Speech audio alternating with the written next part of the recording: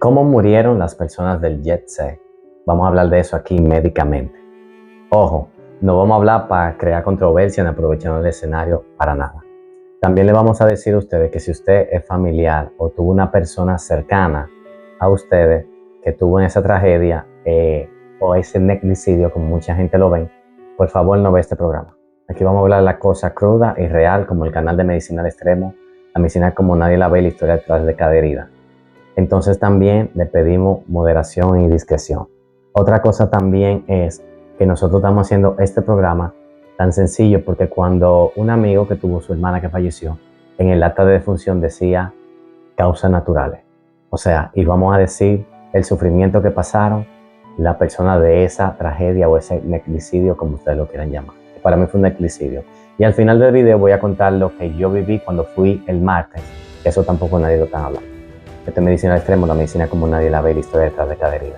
La vamos a organizar no de mejor a peor, porque lamentablemente nadie quiere ese suceso, pero sí lo vamos a enumerar la que es más fácil para la víctima y la que es más dolorosa para la víctima. En estas tres causas de cómo fallecieron las personas que tuvieron esta tragedia. El número 1 tenemos el más fácil, el más obvio, que es el trauma contuso. Imagínense el techo desplomándose que le caiga en la cabeza. No hay mucha cosa que hablar aquí, hemos hablado en este canal de trauma contuso, pero aquí es la verdadera razón que la mayoría murieron. Ese trauma así rápido, repentino, no le da tiempo ni pensar ni nada. Si hubiera quedado alguna persona viva luego de ese trauma contuso, tú le vas a poder ver la pupila dilatada, si vomitara, tuviera el vómito en proyección. Y era un sinnúmero de síntomas de desgaste del cuerpo, como que tú vas ido y eso. Que por eso es que muchas veces a ti te dan en la cabeza y muchas veces tú no puedes reaccionar. ¿Por qué? Porque el sistema nervioso está comprometido.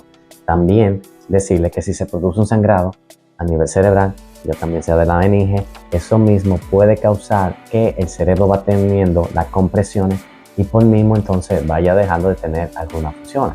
Entonces, causa número 1 y un poquito más rápido es ese del trauma contuso, como ya me mencionaron, cuando cayó lamentablemente el techo del establecimiento.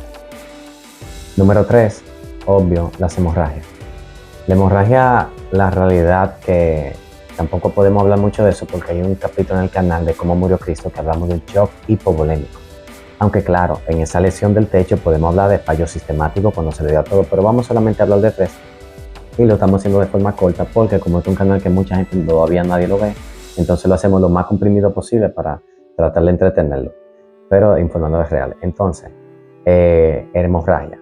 Cuando tú comienzas a perder la tercera parte ya de lo que es el líquido, recuérdense que nosotros en el cuerpo tenemos de 4.5 litros a 5 litros y medio de sangre. Cuando tú pierdes el 30% ya la vida comienza a descompensarse. Eso es lo que llamamos un shock hipovolémico. El paciente se va a sentir que va a tener una sed, que va a ir falleciendo y eso. Pero eso no simplemente te va a causar porque el techo se cayó, quizá a la gente no le dio de lleno en el cerebro, pero sí lo aplastó y entonces quizá lesionó una arteria o una vena, entonces se fueron desangrando así poco a poco, ya perdiendo el más del 30%, ahí la vida comienza a desfallecer. Tú ves que el paciente se va como durmiendo, va poniendo somnoliento, porque tú no vas a tener también quien va a llevar los componentes de la oxigenación y nada, entonces el paciente poco a poco va perdiendo la vida si tú no paras esa hemorragia. Recuérdense que las hemorragias se paran simplemente tú sabiendo poner un torniquete.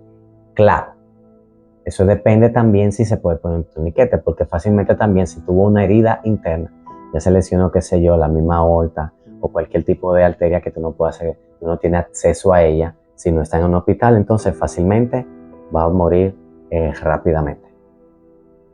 O no tampoco rápidamente, todo va a depender de la intensidad, cómo la sangre vaya saliendo. Si te cayó una roca y tú tienes, qué sé yo, un pie atorado y va saliendo la sangre ahí que perfora una arteria o perfora una vena, quizá lentamente puede morir. Puede pasar 5 minutos, puede pasar 1 hora, pueden pasar 4 horas, todo va a depender de la magnitud de cómo sea ese tipo de sangrado. Y lamentablemente la que yo creo que las personas más sufrieron fue la asfixia por aplastamiento. Eso es algo un poquito cruel. En la era medieval se utilizaban este tipo de tortura. Le ponían unos bloques encima de la cavidad torácica para ver cuánto aguantaba. Porque antes ellos decidían, ok, te vas a morir de hambre, y ellos lo veían como que era muy cruel dejar a una gente morir de hambre. Y se inventaron la tortura por aplastamiento. ¿Qué consiste eso? Cuando tú tienes el paciente, o en este caso la víctima, o ya el condenado, ok, tú lo estás aplastando. El tórax, la realidad, necesita expansión y dilatación para tener el intercambio gaseoso. Entonces, en ese aplastamiento no puede haber esa ensanchez, digamos así, de expansión del tórax, y entonces la persona va perdiendo la vida. También hay que ver de cómo cayó, porque quizá pudo romper alguna costilla, y eso puede perforar la pleura, perforar el pulmón, o también causar un sangrado, y entonces esa persona va a fallecer. No hay tiempo límite de decir de cuánto duró esa persona o cuánto puede durar un paciente así. La historia, como yo le dije, de ese tipo de tortura, podía durar 3 días, 4 días, hasta semanas, dependiendo el estado y la presión que se le haga al paciente. Y también, como dije, si rompe huesos, si le da la pleura, si le da el pulmón, etcétera, entre muchas otras cosas. Esas fueron una de las 3 causas que quizás fueron las más probables, entre muchas tantas. De la persona de traumatismo me van a corregir, otra gente va a decir, ah no, tú hablaste disparate, hablaste poco. Tengo que hablar poco porque el programa no lo están viendo mucho, y tengo que hacerlo entretenido para el paciente un poquito. No entretenido para el paciente, no, perdón, para ustedes, para los que no ven.